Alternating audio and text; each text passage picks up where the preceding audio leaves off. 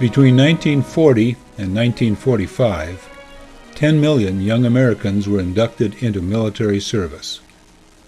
They served all over the globe, won World War II, and established the United States as a world power.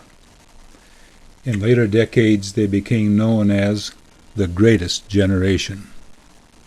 416,000 of them gave their lives in this noble effort.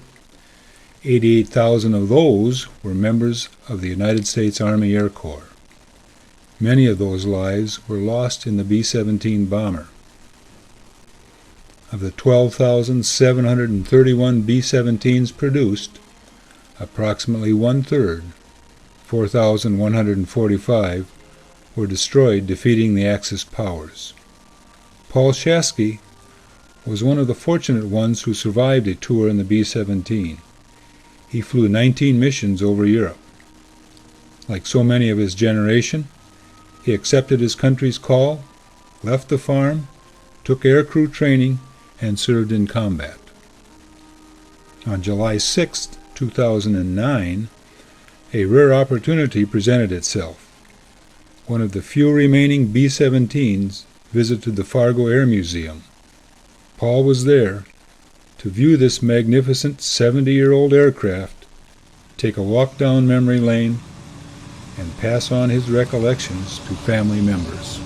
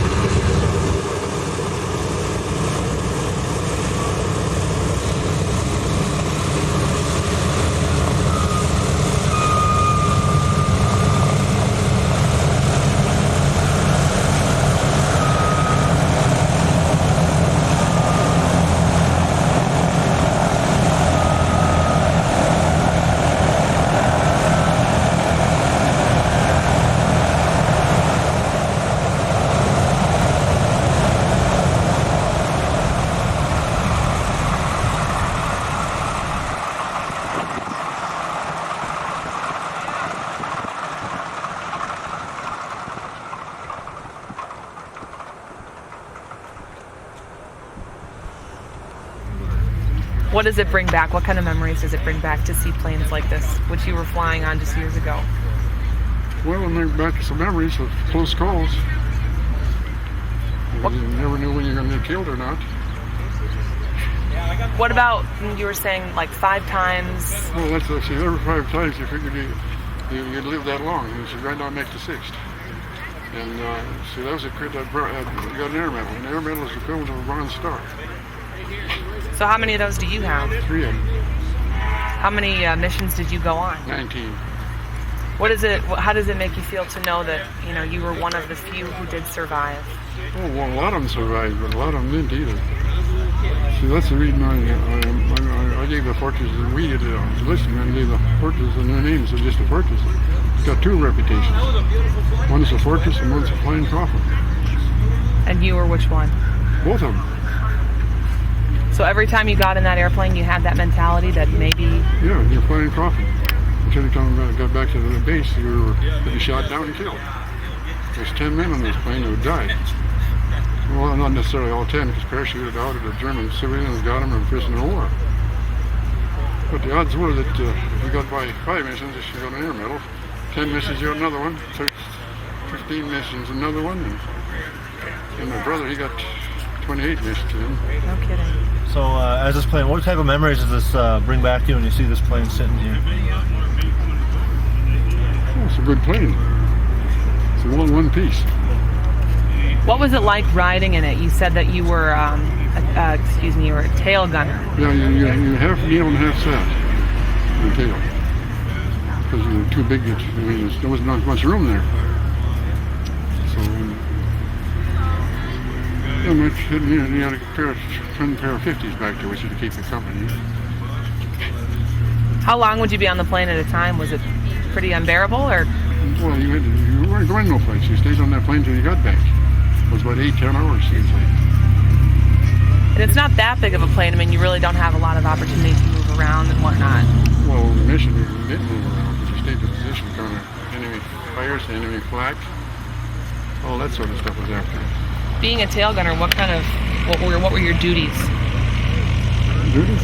Yeah, what did you have to do? Well, I always had to work sit in the tail for a takeoff in front of let the plane behind you know what kind of you were far enough ahead that you didn't blow up on it. So you flash the light. I think it was a very light or something like that they called it. But then you flash it 2 times, that showed that you wait a while in the end to let the plane behind you know that you were airborne. What's your most memorable event that happened while you're on board? Which one? Which one sticks out the most to you that you really can remember as well, the wow? First one was what was bad enough because that was Hamburg, Germany, and you know, 4th of July fireworks look like. Well, that's the way that sky was that day. It was black with that aircraft. And the plane behind us got shot down. We lost our whole crew there. And then, but we went through that flak. It was like daylight and night. It was all 4th of July celebration. These big rockets. The only thing that was so dark you could have got out and walked on them. What was the camaraderie like among people in the aircraft? I'm sure you guys were all buddies. What was it like? Well, that was all about enlisted men stayed together and the officers stayed together. So, and if we got on leave, we'd head to London. We'd go to Piccadilly Circus, which was the center of London, where all the good things were. Did you have a lot of friends on board that you were pretty close to? Well, I mean, we only had. Usually our crew had 5 enlisted men and 4 officers. So the policemen stayed together, the officers stayed together. So there were about 9 or 10 people on board every time? Yeah, at least 9. Some earlier missions included 10 because they needed an extra waistcoat. We didn't have much trouble with our period of time. We needed extra. I don't know. I got on a plane and let the radio operator take over the other waistcoat. Because the P-51s and the P-Spitfires and stuff had played out the German aircraft in the end, fighter planes. They were all eliminated from the sky, the old pilots and stuff.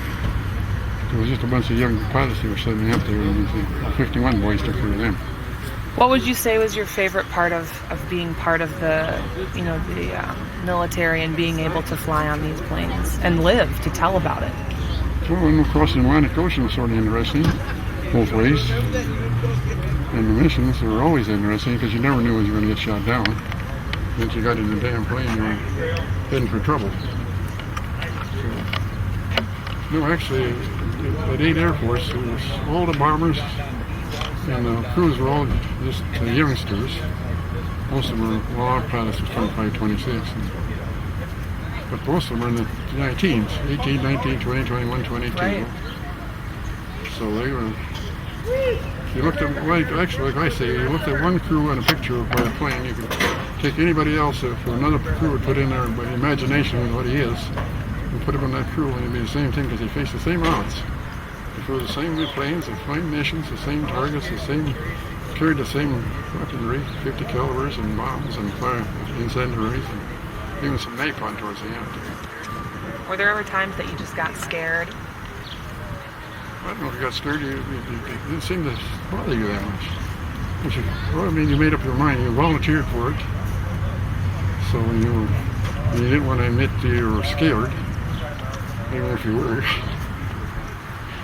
So I don't know, it's just that kind of a life. You got up in the morning, you threw your stuff in a duffel bag in case you didn't come back, ate breakfast, went out to the plane in a Jeep, climbed in your position, and taxied over the runway and got ready to take off, and in 30 seconds each plane rolled. And it was that fast, that many planes? 30 seconds between takeoff, each plane had a roll. Because we were flying clear 8 hours or so, and the fuel was getting short.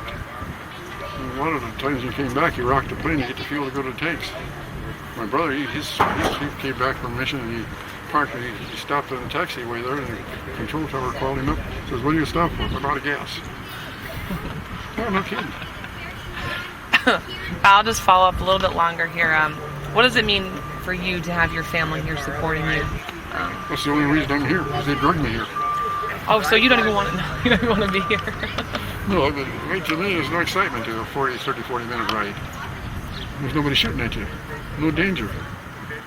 So, I mean, what's the point for ride around for half an hour looking down at the ground? Is that something you might say you lived for, was a little bit of living on the edge when you were in these planes? You've had to. It's hard to say 1 in 5 odds where you'd be dead.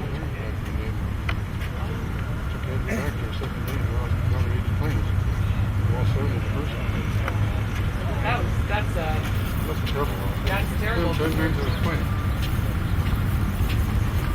Can you recall how many planes you shot down? I don't know. I don't think we got them. Like I told you, at the end of the war like that, we didn't have that many planes.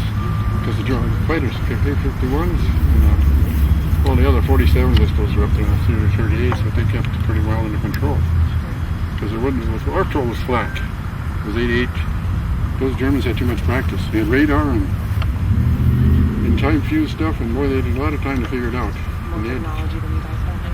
Huh? More technology than you had at the time, maybe? Oh yeah, that's what I say. Normally a plane, a shell went through the flap, would have exploded if it had been timed for that. You know, hadn't been time for your shell. Right. Like you said, you got lucky.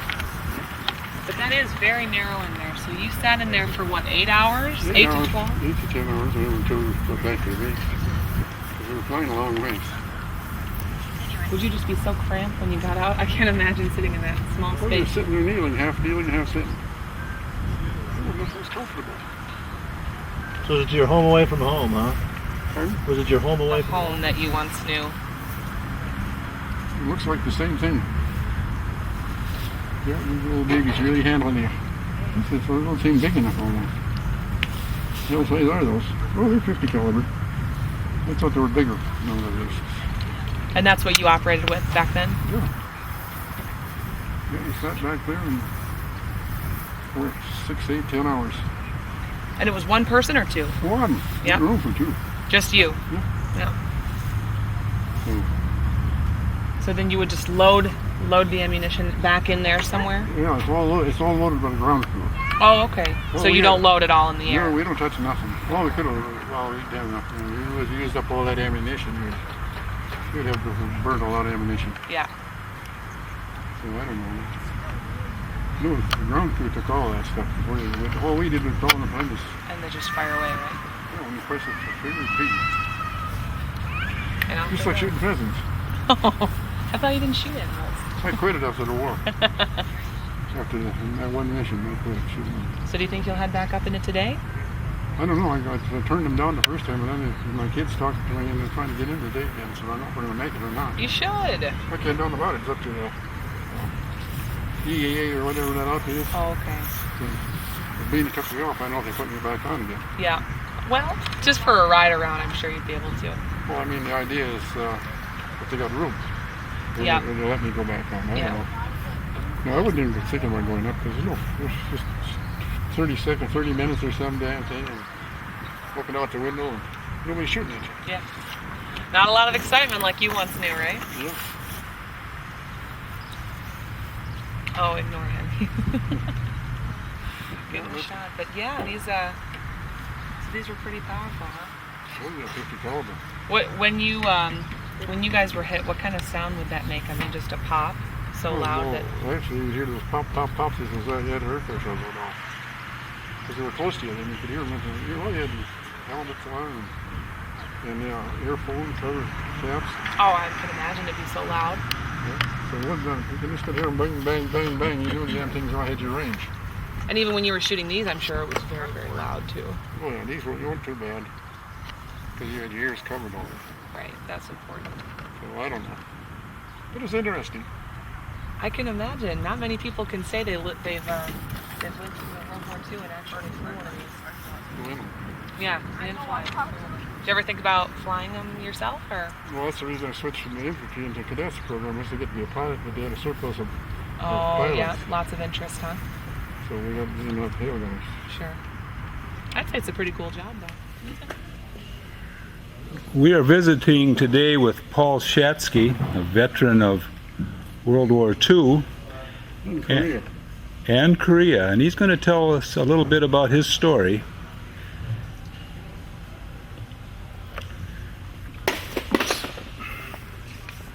Paul, can you tell us where and when you were born? Yeah, right where I live. Where's that? Forman, North Dakota, Rutland Township. And what were your parents' names? Jerome and Nina Shasky. Where did you enter service? When or where? Both. Was March 13, 1943, at Camp Landing, Florida. Okay. And how about training? Where did you get your training after that? Well, that was the infantry. Oh, I spent okay. 8 months in the infantry. Oh, all right. So how did you get in the airplane then? A cadet program. You had a cadet program. You had to apply for cadets and then take the tests, and if you made the grade, you transferred to the Army Air Corps. So that was pilot training. Well, it was anything. Well, they have enough pilots, so they just made enlistment men out of you. Okay. This is good. Well, where did you get the aerial gunnery training? Kingman, Arizona. And what did that consist of? Oh, just flying in a B-17, shooting at jackrabbits and targets over the desert. So you never did anything out of the back seat of the AT-6 or anything like No, that?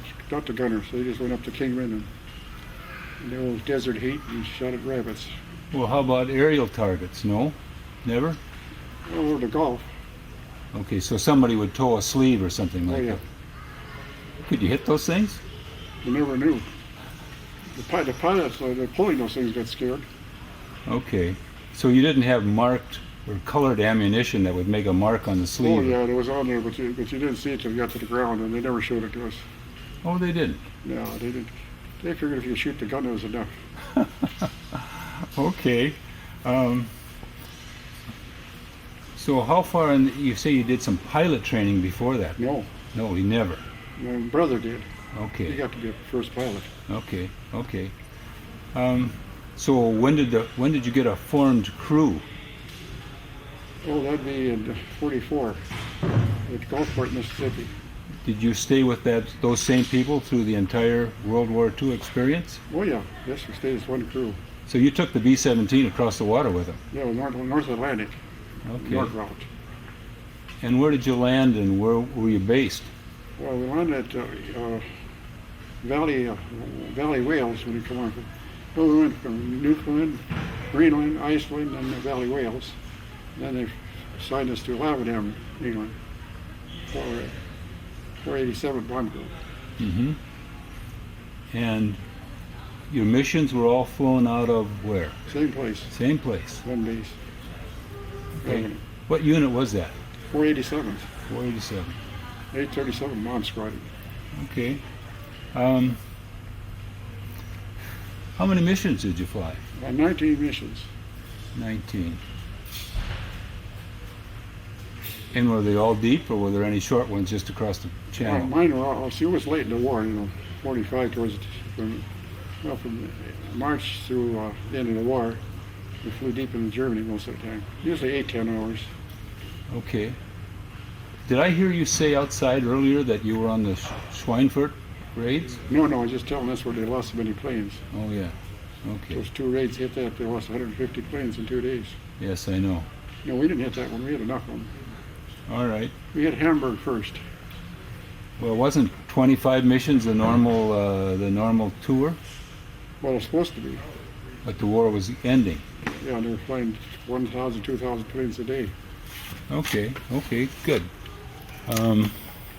Tell us about any one of those that was particularly memorable to you.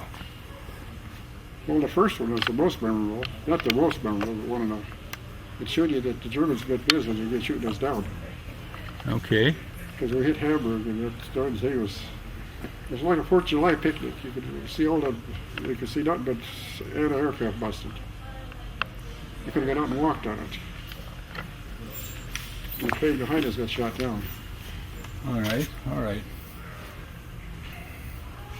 The Messerschmitts were still flying when you were... Oh, definitely. How about the FW-190s? You were still around. Did you ever... You had some of those jets too come up. Oh, the 262. Yep. Did you ever get any hits on any of those? Well, you never knew. My brother got hit by a 262, but they didn't. Went through the formation. They only lasted 30 minutes or something. Yep. How about, did you ever get hit? You kidding? Every mission. Every mission? You know, it's flak, not a free craft. Yeah, every mission you come back with holes. Okay. Did you ever come back with less than 4 engines? Oh yeah, once. Well, tell us about it. Well, let's see, that was the Hanover raid. The engine caught fire about 5 minutes from Hanover. So the pilot got the fire out, the co-pilot did, we set that, got the props stabilized. What the hell we call that now again? Feathered. Yeah. And then the other 3 engines started smoking. With a full bomb load on and started for home. Well, did you dump them in the channel then? Oh, you didn't dare. Oh, It was really? against the law. Really? Yeah, you carried the load in. You took the load back to the ground with you? Oh yeah. Well, anytime you came back, We never did that. you did. No. No, hell, it cost money to haul those bombs back over there. No, no, that Hanover raid, I I've lost got, it. I've got a picture here. And I'd like you to tell me about these folks and who they are and what they're doing and all that. Well, most of them aren't doing anything because they're dead. Well, what crew positions were they in then? Oh, well, you want the back one first. It's, let's see, that'd be Lippy is the navigator, Tyree is the engineer, Wilburn was the radio operator, and the co-pilot was Thompson, and the pilot was Thomas.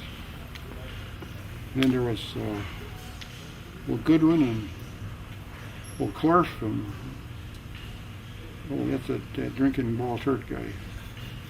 Boot, and then myself. How about the ball turret guy? Was he very... No, he was really bad, but he sure could drink. Did you ever sit in any position other than the tail gun? No, Every mission, that's where you flew. one position. It's the same thing for everyone. Any of those guys get injured while you were flying? Not physically, but mentally I think they got changed. Okay. Okay. Yeah, especially after that Hanover deal we had, those Negro boys escort us back.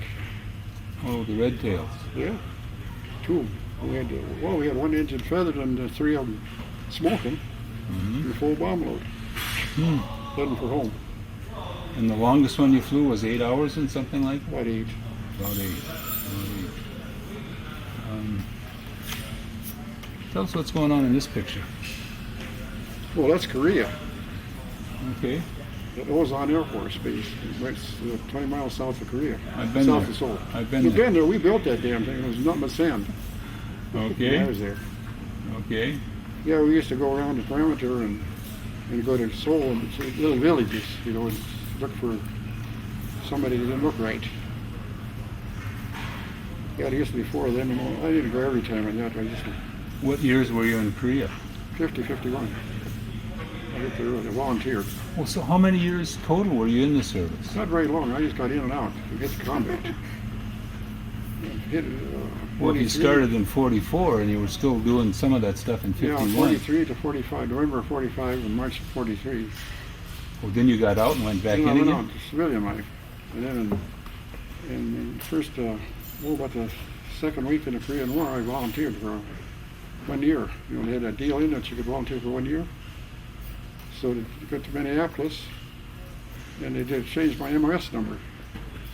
Instead of being a tail gunner, they made an electrician out of me and handed me a carbine and says, get on a troop ship and head for Korea. Because they needed somebody just to walk around. Well, what kind of pay grades are, is this an E4 position or I something? don't know, staff sergeant, whatever that was.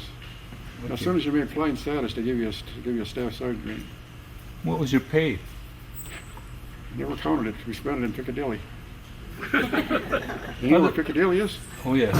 Other people that I've visited with say that their pay ran between $21 and $100 a month.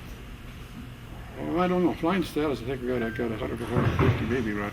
At least the pilots, the officers probably got 100, a couple of 10 or 200, I imagine. I don't know. I never paid attention. Okay. Well, we used to go to Piccadilly and spend the day, and we only were 30 miles from Piccadilly, the center of London. And Mm-hmm. yeah, that was quite a little town. Well, I spent from January till the end of the war flying out of that area, and it was only 30 miles from London proper. And it was blackout time, so. Sure. Yeah, one time, well, they had a USO down in Piccadilly Circus, and I met a girl there one night, and they could date you. But so we rode on the bus home to where she lived with her folks. I got home, went, took her to the door, and then she gave me a kiss and says, "You go that way back uptown." Bus service had stopped. So I was lucky though. I caught a British lorry coming in, pick up there from another crew base. Yeah. And they gave me a ride in the dark. Tell us about what's going on here. Well, that's my older brother Alvin. He was a pilot with the 493rd group. And he flew 28 missions. And he was stationed at Liverpool. Were these all G models? Yeah. Were there any Fs left at all? You know, if they had, where they were remodeled. They put the chin turret on it. Yeah. Okay. Yeah, that was a good picture. Because somebody knew how to develop pictures. Uh-huh. Yeah, he was a pilot, and he flew 28 missions. And his navigator got shot by an ME-109, and his ball turret gunner got an elbow wound with flak. They damn near killed him right trying to get him back to the base, because the only medical kits you had was morphine and tourniquets. And they put him on morphine. And Alvin, he called in a medical, in the first airport that they got to. And the old doctors got on the phone and says, "Keep him walking and don't give him any more morphine." Oh, for heaven's sake. Because, too much morphine would kill you. That's all the medical supplies you had. So, you rode on B-17 today. Yeah. That bring back any memories or anything? Yeah, I was looking forward, not back. How about this? How about the smell? Well, you always had oxygen masks on. Mm-hmm. So most of the time you weren't in the plane without a mask on because you were on oxygen all the time. Mm-hmm. Takeoffs, you were 30 seconds apart on takeoffs. Okay, how about the form-up then? I imagine you went to a holding pattern and to put the group together, huh? Yeah, sometimes, a lot of times we did because it was Claudio Regan. They had radio boys over in Channel in France in December. And one time we were going through a cloud bank, and another 17 went right over us. I was going to ask you if you'd I didn't seen even any. see the darn thing, but the radio operator and the engineer and the race gunner all saw it go over about 20 feet, he said. Okay. You have family members with you here today? All kinds of them. Well, tell me about your family, your wife and your kids and all that. We ain't got that much time. Well, just your children then. Well, let's see. Well, I got married in 1950 before I left for Korea. And proposed to her on a Sunday night if she came back from her folks' place. Well, I don't know, you're familiar with the area out there, Kamala? No. Well, I proposed to her well, I've been doing her, well, April 29th was the first date, and we got married the 25th of July. We'd just been chasing around together. She came back from after I signed up for 1 year. Yeah? I got the notice in the mail that weekend she was gone. She came back on the bus. We met the bus, went to lunch, saw a show, and then went up to her aunt's place. She stayed with her aunt. We parked in the alley there. And I just decided right then and there I liked the girl. So I asked her, "You going to marry me?" She said, "No." Then I argued some more. She says, "No." I said, "Gee whiz, but what if I offer you $10,000? She looked at me, and because we didn't have $20 between us, I don't think. But then I said, "Well, yeah," but I said, "If I get killed, you get my life insurance." Well, then my face laughed. So how many kids did you have? 4. 4. 3 boys and a girl. Tell me their names and what they're doing now. Let's see. David, he's the oldest. He works for Fargo Forum, maintenance. And then there's Vernon. He works for some outfit in wheat outfit that makes boards or something. And there's Mary Jean. She works for American Crystal. And there's Keith. He's going to school like a smart guy. Mm-hmm. We found out where the easy life was. How many grandchildren are there? 3. That's all? Yeah, that's all. Who are all these folks standing around here? No strangers. Well? Oh, yeah, I didn't tell you about the wedding, did I? No. So you see, Monday we went told our employers that we were going to get married, and surprised them that way. And then I kind of picked up a ring, and I picked up a discharge from the Air National Guard. Tuesday we drove out to Dickey, Lamar, we're home. It's 60 miles or 80 miles from Fargo. Told her folks. She just went out there that weekend, came back on the bus, and here she comes back on Tuesday, tells she's going to get married. So we spent that Tuesday there with her. Then Wednesday we drove out to my folks' place. They'd never seen us either, and they knew we were even coming. So we told them we were going to get married. They looked at, there was 5 boys, no girls. Boy, his dad shut the oats combining down, so he's combining oats, and we went to Webster, South Dakota to try to get a blood test. No luck. Britain, no luck. Then got back to Forman about 3 o'clock in the afternoon. So I went into town to talk to the judge about getting a license because they didn't have the blood test. The old judge was a good friend of Dad's. He said, "Sure, give me $2." So he says, "Well, marry you at 10 o'clock in the morning." Good, I said. So we went out, and I decided the church was just closed. The minister was there, so I stopped in and talked to him. And then told him I wanted to get married tomorrow. And he says, "Fine." He says, "We'll have church ready." Oh. So, Okay. so his wife and a friend of hers were good Norwegian cooks and everything, and they played in Oregon and everything. So they did, and during the minister took care of everything as far as the church deal is concerned. Next morning, they had the music and everything, all planned and everything. And mother, said the bride had to have a flower bouquet. But she'd go pick some flowers off the minister's garden and gives it to Pat, my wife. Mm-hmm. With a bouquet. She's got that was her old-fashioned way. So they married us, and then the minister's wife and her friend made us lunch. And Harvey gave the minister $10. That's what it cost for the wedding. Okay. When did you retire? Well, when I got to 65, And what have you been doing since? I was sitting around out on the farm there. And, Oh, you must have some type of hobby or something that you do. on the farm? Yeah. You read. Yeah, Reed is right. But, Reads a lot. Reads a lot. Senior citizens. Senior citizens. Pinochle. Peanut. Lots of cards. Yeah, cards. Yeah, most of the time just sat out there. Well, the trouble was my wife came down with breast cancer in December of 1990. She had breast cancer and had a breast removed in 1990. Mm-hmm. And the next, till 96, she was on tamoxifen pill. Then the cancer hit her again. So we spent the next 2 years hauling her back and forth to Medicare for treatments. Well, Paul, I'm in that boat with you too. It's a hell of a life. Mm-hmm. What became of her? Well, after 96 and 97, we had a terrible winter. Mm-hmm. My neighbor blew my yard out there because she had to be there every 2 weeks for tests. Sure. And had a good neighbor there. He had an international tractor with no more on it. He damn near wore it out that winter. Blowing was out so we could come here for 2 weeks, every 2 weeks to get a test, chemo or radiation. Sure. And then towards the end there, before she passed away, she died 21st of January. And we buried her on her 67th birthday on the 24th. Mm. She got buried on her birthday. Well, that's too bad, Paul. Do you have any other stories you want to relate to us? Oh, yeah, a good duck story. Okay, a duck story, and then we'll call it good. That happened this spring. So I live alone on a farm sitting out there. I was born there and I died. I'm going to die there. Mm-hmm. But there was once some elder ducks. So I got a pair that were nesting in the yard. And once Friday afternoon at 4 o'clock, I happened to walk in and look out my east window. There's some lilac bushes about 25 feet from the window. I counted 15 mallards sitting there. Big, nice, shiny mallards. So I'm just having a convention. Whoever saw 15 mallards at one time. So, Interesting. After I came back from the war, I've never been able to shoot a duck. I don't shoot much anymore either.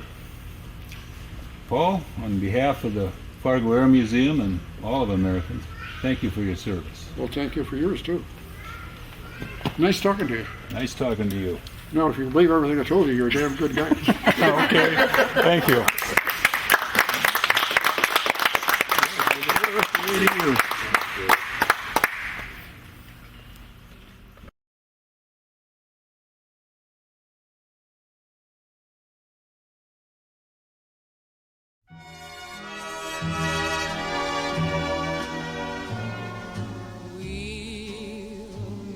again.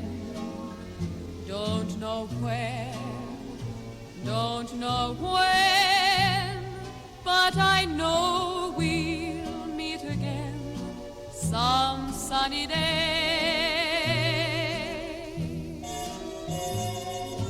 Keep smiling through, just like you always do, till the blue skies drive the dark clouds far away. So will you please say hello to the folks that I know? Tell them I won't be long. They'll be happy to know that as you saw me go, I was singing this song. We'll meet again. Don't know when, don't know when, but I know we'll meet again some sunny day.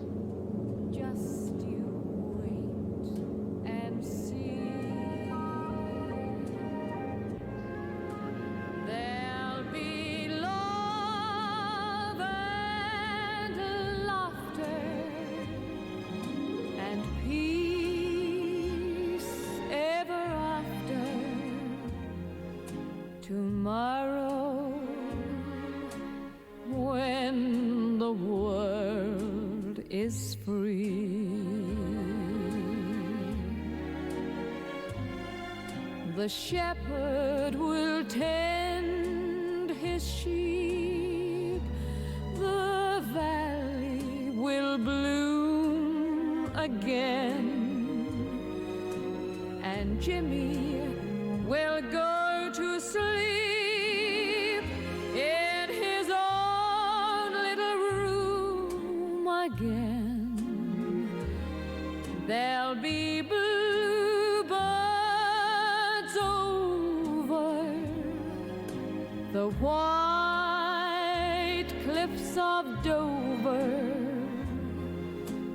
Tomorrow, just you wait and see.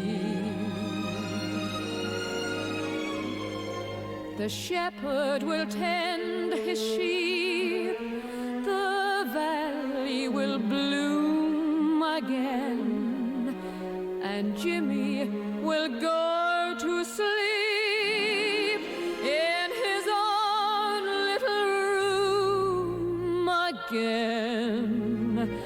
There'll be bluebirds over the white cliffs of Dover. Tomorrow, just you wait.